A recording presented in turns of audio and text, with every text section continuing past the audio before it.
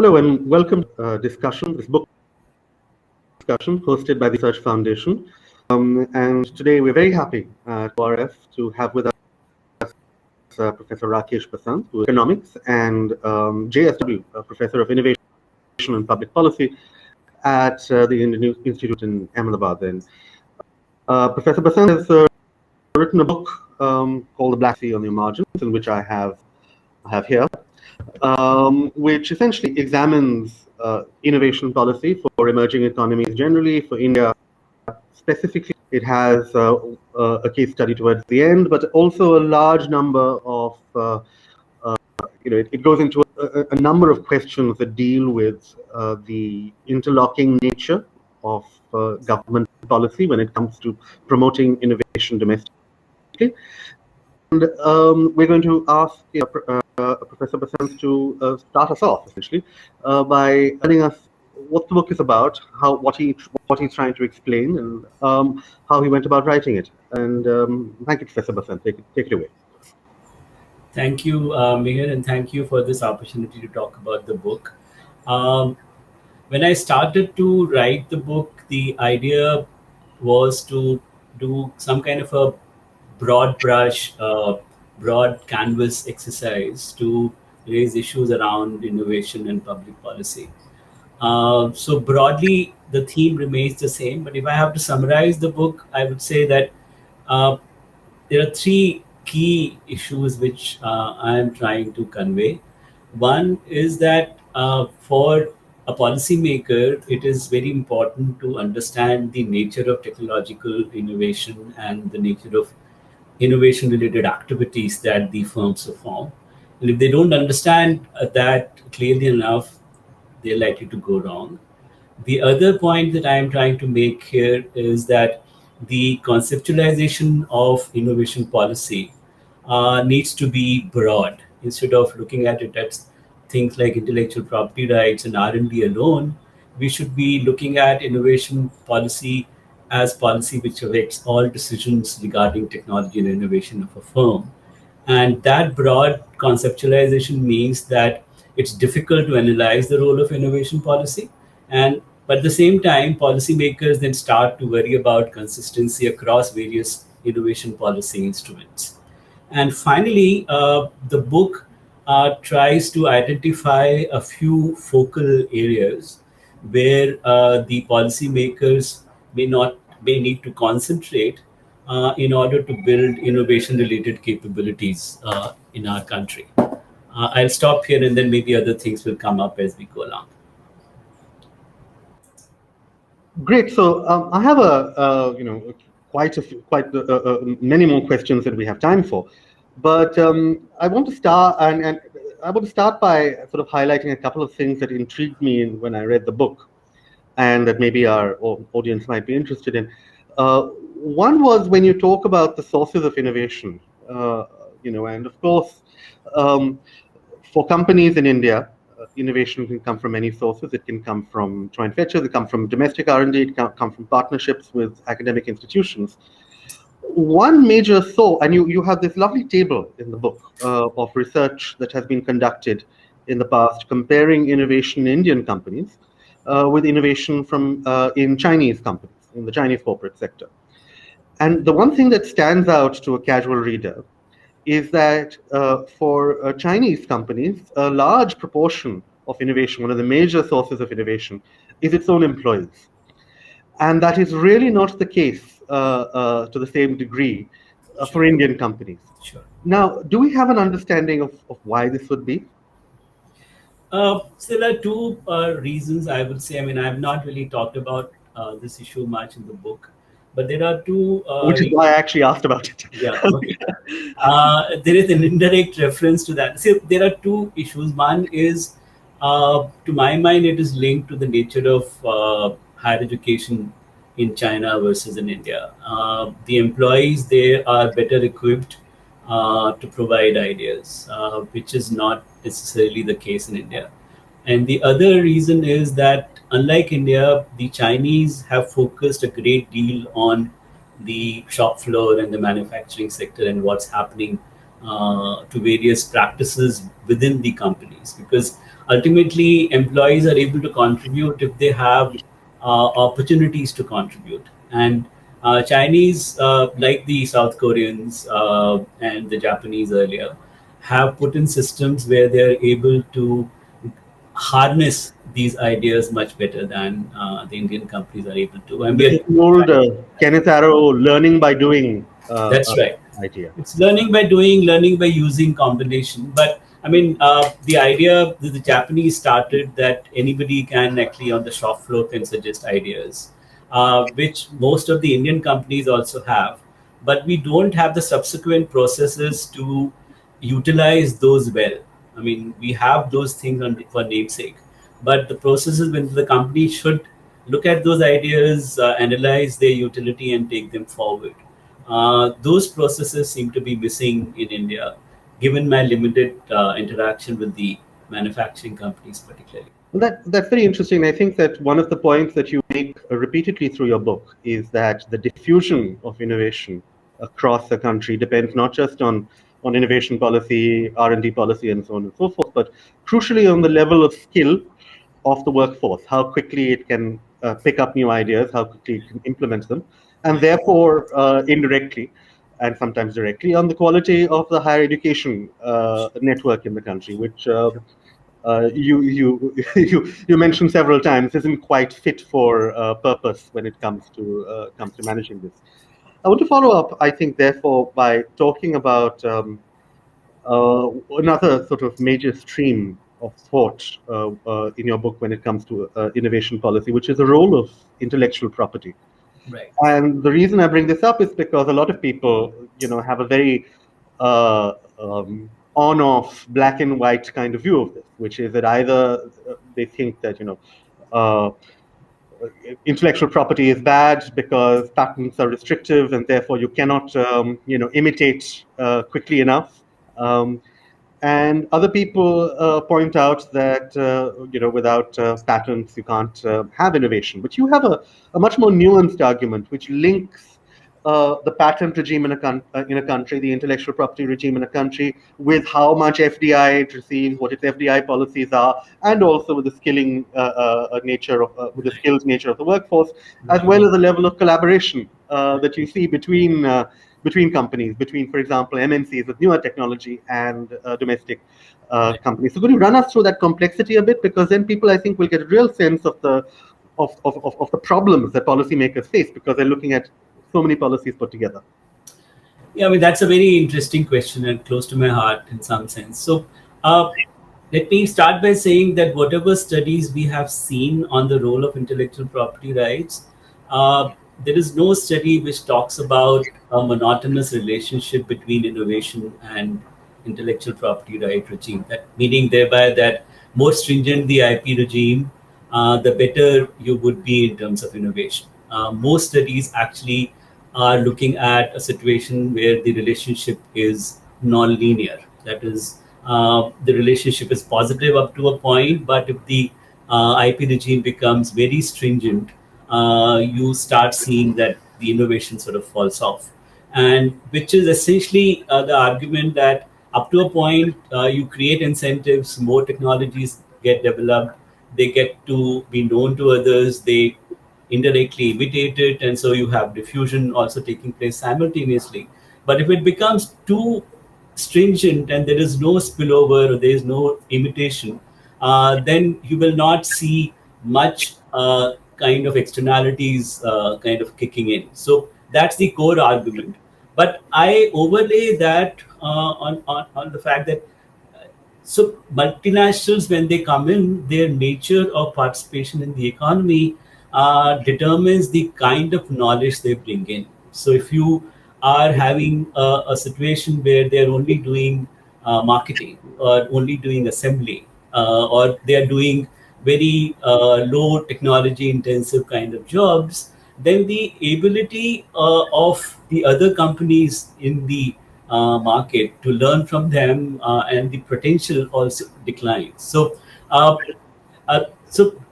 if you have a reasonably good IP regime, multinationals will tentatively bring in more technology, and if they do activities which are more technology intensive, they build linkages with the rest of the economy, knowledge flows. And if you have skills or absorptive capacity, you will absorb that technology. But if you don't have that capacity, you will have a situation where the technology gap is too high, and the local firms are not able to utilize the opportunities to learn from the multinationals, irrespective of what the IP regime is. And that's why I argue that the three have to work together in tandem to give us the kind of advantage that we would like to achieve through multinationals coming in. They need to be in technology intensive areas doing full fledged manufacturing. We need to have the capacity to understand that technology and build on it. And the IP regime should not be so stringent that no imitation is possible. Thank you, Professor. And I think that from that discussion about multinationals, we should move on to an idea that you sort of discuss over a couple of pages, which is that in the end, the presence of foreign innovators in the country, especially um, those doing work that connects them to global value chains, is of significant importance for the diffusion of new ideas, of innovation through the broader economy, which helps us all. And in this context, you raise some questions about maybe a couple of recent directions in government policy altogether when it comes to openness to foreign investment and so on and so forth. And you say that in particular, if Atmanirbhar Bharat, the slogan, gets transformed into a policy that erects walls against multinationals coming in, and makes it, if there's a clear preference for domestic companies over foreign companies that might be able to bring in technology, we're setting ourselves up for a low innovation equilibrium. If my words, not yours. Sure, sure. And so I was just wondering, could you sort of expand on this for our audience so they recognize that there are trade-offs that we have to make when it comes to Atmanirbhar Bharat? Yeah. So the Atmanirbhar Bharat set of policies, I believe, are still evolving, and one's not very clear about the package that the government has in mind. The point which I'm trying to make is that even in the case of India, but also in other countries, the innovation activities seem to be empirically seem to be growing when you have an open economy. Uh, you have a situation where competition is reasonably high, and there is some amount of technological or innovation capability that exists. Now, given that, if you say that everything needs to be made internally, then you are basically the premise that bulk of the knowledge about innovations is coming from outside the firm and often outside the country. And so, whether it is multinationals' ability to come in and bring technology, or it's the firm's ability to get technology in the form of new capital goods, or in the form of licensing of technology outside, or even in the form of new raw materials, our ability to innovate would depend on what we are able to get from outside and how easily.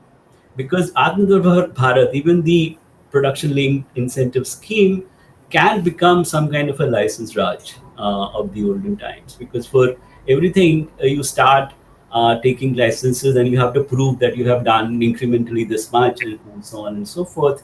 So we might go back to the old situation, which will not be very useful for us. I agree with you. That's a real danger. But if I were to sort of play devil's advocate, I want to just emphasize that I do agree with you. But if I were to play devil's advocate for a moment, if I was to take this concern to someone in the government or to someone in the in Niti Aayog and say, look, our concern is about the impact of Atmanirbhar Bharat, and in particular the production linked incentive scheme, which right now, as we know, the government is scaling up across various sectors. Although the cabinet decided on the automobile sector recently. Um, and then the response that maybe the policymaker, the government bureaucrat would make is that, look, we are focusing on innovation-heavy areas. We are Right. focusing on new generation batteries and so on and so forth. Right. Um, Is that a reasonable response in your Yeah, opinion? it certainly is a reasonable response. So I will react to your question in two ways. One is, uh, you're right, we are focusing supposedly in areas which are technology intensive, but we need to understand that in order to make those technology intensive products, we need a range of inputs.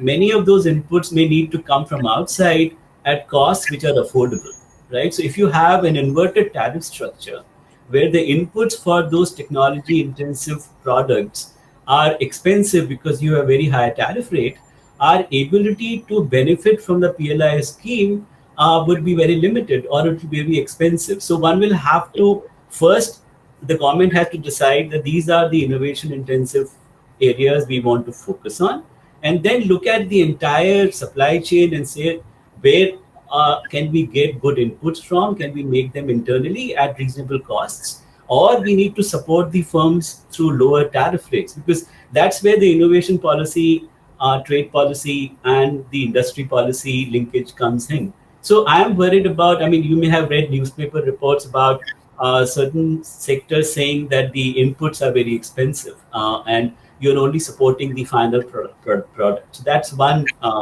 this kind of response.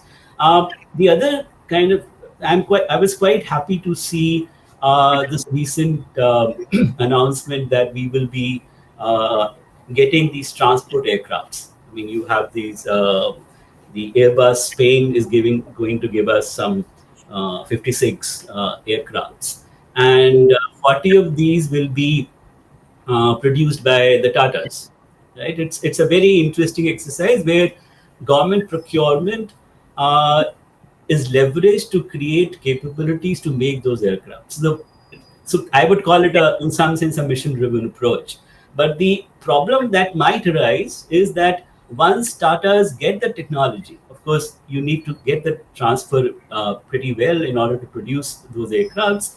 If they find that most of the components that are required to make those aircrafts are very expensive because the tariff rates are very expensive, then their economics will go for a toss, right? So one will have to think through these linkages before we start saying that we are doing Atmanirbhar Bharat, right? I mean, you have to think about the trade-offs that we're. Thank you. And that places, of course, quite a degree of expects a great deal of competence and time and whatever may be from the policymaking establishment, which we may be not able to provide, given how many calls there are on their So time. government failure, state capacity is a big issue. I mean, in any of these things anyway, which you know well. Right. I want to close in a bit with discussing the case study towards the end of your book, because that will be of particular interest to our audience. But before that, we put out a call for questions, and one of the questions that's come in from our audience, from Mukesh, is of particular, I think, importance. And it's framed as the way that the question has been framed originally is by the questioner is does a unicorn moment have any hopes for creating an innovation ecosystem? And the way that I'm going to sort of reframe that maybe a little bit is that we do see maybe a certain inequality, a hierarchy in India's startup culture, where some particularly consumer-facing startups are able to maybe access a lot of capital and thereby expand swiftly, but they may not have necessarily the same kind of heavy innovation-led strategy as the other startups we may want to encourage. Now, so therefore, is the composition of the unicorns and the things that are talked about in the business press and that we all get very excited about and we look forward to the IPOs of, is that in some way reflective of an innovation heavy or an innovation light startup economy? I completely agree with you that most of the companies which have really seen very high growth and they have raised enormous capital, IPOs, are all consumer facing kind. And the innovation content there is not very high. And that's one of the points which I try to make. It is that for technology intensive startups or innovation driven startups, you need more patient capital, and there, despite the fact there is so much money now in the market, VCs and Ps are going overboard supporting firms. There is still dearth of money for very innovative startups where gestation periods are long and risks are higher. And that's where the government support needs to come in. And there is a discussion around fund of funds getting utilized or leveraged to create some kind of a fund, public private partnership to support those. And that's where I think we will want to end up in a bit, because your case study towards the end is about Infuse Ventures, which is something that you probably had a bit of an inside view with, because it's not just a public-private partnership, but a public-private academia partnership, and the academic partner was IIM Ahmedabad. But for our viewership, which is very interested in matters to do with climate change, with private capital into clean technology, and how India is attempting to solve these problems through a mixture of private and public capital, I think that you have a bunch of lessons there. One important lesson is that it's possible to get in initial funding, seed funding, and other forms, but where we really seem to run short is in the next stage, when we Sure, have to deal with growth and scale. sure, And I think that's where what you're talking about when you mention patient capital being in short supply. That you need people with a longer term perspective, particularly for sectors like clean tech, where the ground is shifting under our feet. sure, sure. So could you talk us through what you think is in many ways the ideal structure, the ideal financial structure that blends public and private finance here? Yes, so I mean, you're right. What I have done in the book is to build on our experience of running the Infused Venture experiment. And to my mind, it's a very interesting, first of its kind experiment that any incubation center or center for innovation has undertaken.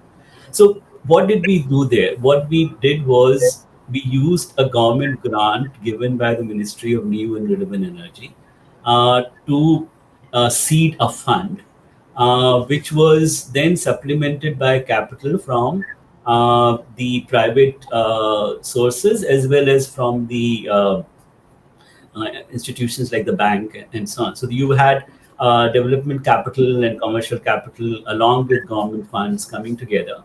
And the interesting part of the whole thing was that the government funds were given to IMA as a grant, and we seeded the fund. And the only expectation the government of India had was that if we make profits, we will plow it back into the system. But if there is a kind of a loss, the government will take the loss. If there is a profit, the private sector will have the first chance to get that part of the profit. So you were basically taking care of the downside risks for those companies who are willing to give patient capital for a fund like this, which was going to support clean energy startups in their growth stage. The other important part of the whole experiment was that the decisions regarding investments were left entirely to the investment committee, where the investors had no role to play whatsoever.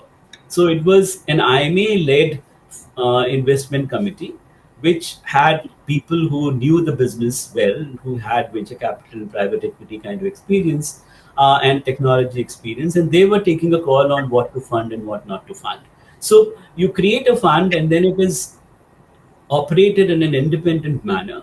And that's how whatever success we were able to achieve was primarily because of that. And I am arguing that the reason why fund of funds is not being leveraged well because it's not structured well. And you have to use that fund to create similar kind of experiments for technology domains where patient capital is required and risk appetite is has to be high. Do you think, and I think this will be the last question for this discussion, but the context, the domestic context, as you know, of course, and which you discuss extensively in your book, but I want to take you a little further outside the domestic context and ask you, do you feel that the international context, in terms of the regulation of patient capital abroad, the availability of patient capital, the interest of global financial institutions, private financial institutions, institutional investors abroad in emerging economies has been structured properly by international financial regulations or by financial regulations in their home country. Is this a question we should be raising, for example, at COP26 shortly? Is the supply of this kind of finance enough? We should certainly be raising it in those broad, bigger fora, including the issue about the developed countries giving us resources to deal with the clean energy crisis that we have, or the climate change crisis that we have. But at the same time, I think that while the international system responds to these crises, we need to find a domestic solution. And I personally think that apart from the government funding, we should be able to use CSR funds as patient capital if the regulation permits that. And till the Western economies open up their purse strings, which will take time and a lot of energy, I guess, in the negotiation process, we should be looking at internal funds and leveraging them well. Thank you. And recommendations of the CSR as well. Thank you, Professor Basant. It's been a very enlightening discussion, and we're really happy to have you here. And we hope to see you again and to talk to you again and to have you contribute to the ORF website as and when you have something interesting and policy related to say. Thank you so much. It was a pleasure talking to you. Thank you.